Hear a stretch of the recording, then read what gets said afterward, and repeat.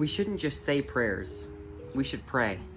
Prayer can be simply defined as a relationship with God, which can be expressed in many different ways, none of which are inherently bad.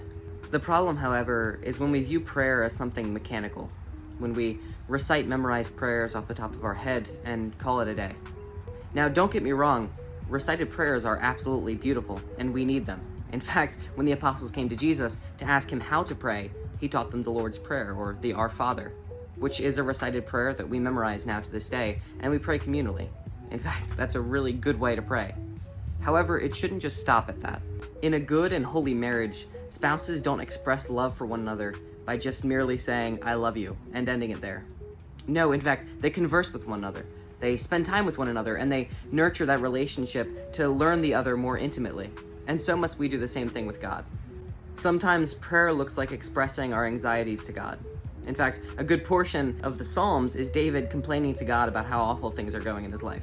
And that's completely fine. In fact, God actually prefers that because he wants us to be transparent. He wants us to share our heart with him, even when things aren't going well in our life, to be able to come to him and complain about how things are going and ask for his help. Sometimes prayer looks like thanksgiving, acknowledging that we have things relatively well off because of God, because all things come from him and end with him.